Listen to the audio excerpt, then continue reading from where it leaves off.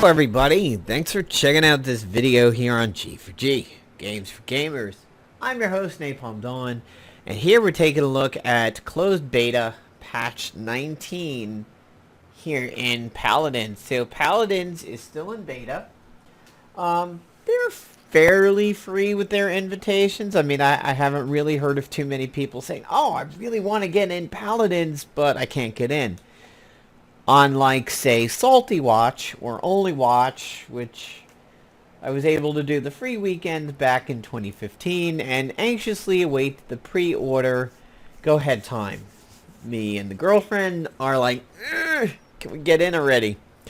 So, I just wanted to go through some of the changes that have been occurring in Paladins. I will say that in one of the last patches, they fortunately did not reset the key bindings. Holy shit. Every single patch they did, the key bindings were back to square one, and I wouldn't know it. I'd get in a match, and I'd go to walk forward, and I'd go to strafe to the left, and nothing would happen. I'd be like, wait, what? So, I just wanted to go through what we're looking at now in the game. UI changes have gone on quite a lot. We now have Champions decks crafting in the store up here. Store still has the link to the Founders Pack, which now has added a skin Fernando. Let me tell you, whenever Brazilians play Paladins, they always go for the Fernando. Do you know how many Latino Fernandos I've seen in this game? They're almost like, this is my people. I will go and play my person. He's Fernando. So we still get the Infernal Warhorse, and now we get a skin. You get 2 keys to invite friends, and you get 20 of the card chests. And 5 cards per chest. So, that is a lot of cards. That is 100 Fernando cards. This means more because you don't have the smaller chests now in the game. And if you have diamonds or the crystals or crystals, yeah, you could use 50 of them to get yourself a radiant chest. You can name change for 400, and there are other codes here. If you go to buy crystals, you come up with their little mini web browser, and you can see what the crystals are like. So the Founders Pack is still $20, but I wonder if this skin is going to be retroactive. If you got a Founders Pack before they were offering it, I don't really know if they're now going to give you Ares Fernando. It is Greek Fernando. So, remains to be seen. Crafting is now a little bit different. We have card crafting and appearance crafting. Basically what you do is once you go in, you pick a hero, and then you can do your normals, rares, epics, and legendaries depending on where you have slots available. So if I were to look at my Cassie, she can't craft anything because she's got them all. I would say people who have been playing the beta for some time and were able to go deep into the cards before this newer system probably were a little bit better off. For appearance crafting, it is random. You cannot define what weapon you are going to get. I have gotten a Grok and a Cassie, and I think a Groot. And I'll show you what I mean by that in just a moment. Decks, you have your champion decks now, and your common decks. Common decks are basically, if you are not picking a champion-specific one, I really only have one common deck, and I never pick it. I just really am not too sure what's the point. My Cassie decks were bugged for a little bit because I had a card slotted that was taken away, and I completely had to blow away that entire deck and restart it. I would definitely take time to go through and create champion decks for at least 5 heroes. Even if you have 2 or 3 main heroes that you play, you may not necessarily get them in the beginning of the match, and you may get bumped to somebody you're a little less comfortable with. Right now, from what I can see, bad Kinessas are super bad and don't really contribute. Good Kinessas really get lots of kills and provide some annoyance. Grover, aka Groot, has seemingly fallen off a little bit lately. I don't see him quite as much as I used to. Androxus is a new character, not a whole lot available for him on skins, but he has several interesting skills over here. Accursed Arm. Androxus freezes wherever he is. He doesn't fall if he's airborne. He mutates his arm into a massive gun and fires 4 explosive blasts. He then has air control. Reversal. He absorbs the power of all shots fired at him from the front. After 2 seconds, he fires them all back in the direction he's facing. Nether step. He quickly surges forward.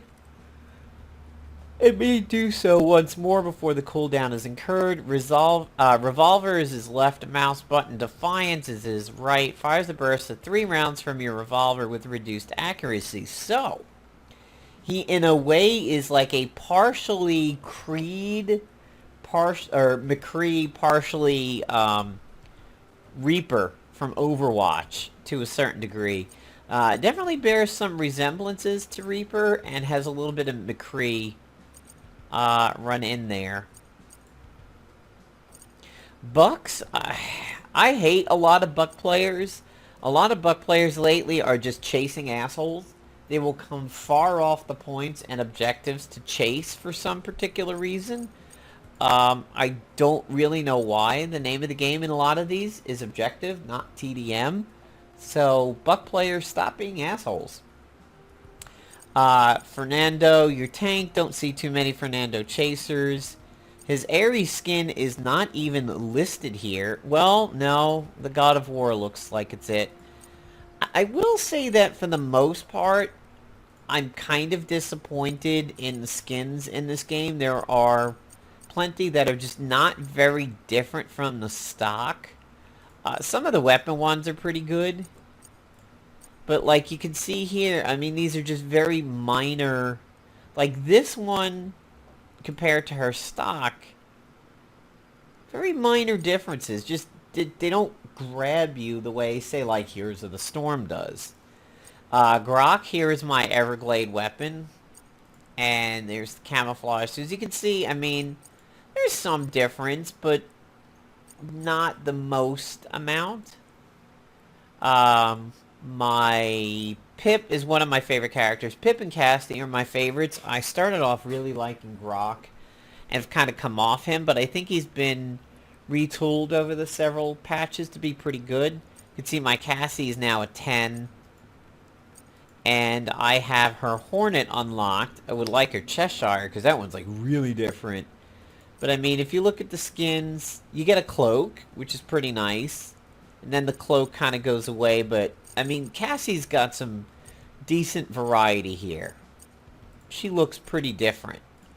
Sky has this cat mask going on over here for her chrome look. Operative gives her a lesbian haircut. And then there's Aqua, which is pretty much just a recoloration, but everything else is the same. And then if you look at her, like, it's so hard to tell that that weapon is any different. That one, definitely. That looks like a jade crystal is crusted on her arm or something. Barik is one of the ones that I got a new weapon skin from the random. Now, this gun is really cool. I really like the Undying's difference, but some of these just not too different. Here's Kinessa, relatively new, sniper. If we look at Fortress, some changes. I really think it's going to be a combination of changing the weapon out and changing the skin in order to kind of look really different from anybody else. Groot over here, he gets really different. He gets very dark in his alternate skin. And that axe is just cool. I mean, they make up for it by definitely making some very, very cool looking ones, but they're few and far between. When you go to play now, you don't just queue up for like non-ranked and ranked now. Now you pick a mode and capture is gone. We now have payload, survival, and the horn is gone from survival, that obnoxious wah that was very jarring and very loud. I would like something, and I wrote in on this in the beta feedback. I didn't fill out any of it except for the bottom, and said that I would like to pick, give me any. Just queue, like, let me do checkboxes to queue up. And this way, maybe I can just do a first available kind of thing. Like, I like Capture and Siege, I like Payload. Maybe I only have 15-20 minutes to dedicate to this game at a given time, and I just kind of want to grab the first available thing. Maybe I could get a checkbox here for these two and not check survival. One thing I like to do, when you hit join match, get used to these letters and drop your arrow down from a letter. Well, why can't I get the... Who's getting... Why is my... Oh, yeah, because that guy's on it. So there, I was going for Cassie. So what I did was I dropped down from the G, ready to click the Cassie super fast so that I can get it. I like to try to do that and plan that out. This way I can get who I want. Pip being one of my favorite characters, I have nothing crazy for him in terms of skins and weapons, but when you see that waiting for players, get used to where your card is going to be for your character and drop your arrow down and get ready to click it. This way you can maybe claim it before somebody else does. I generally don't lose my Cassie. That's the first time I've lost my Cassie in a while. So, well guys, I'm about ready to jump into this match and see if I can kick ass on my little Star Fox over here. So I hope you enjoyed this video describing some of the updates in Beta Patch 19. You also have auto level for the cards going on now. If you hit U, you can turn it off, but you can also turn it off in settings. And another weird thing, when you get on your mount, in the beginning, you're going to wind up getting dismounted and go through a little thing, and then you can get back on. So, yeah, that's a little strange.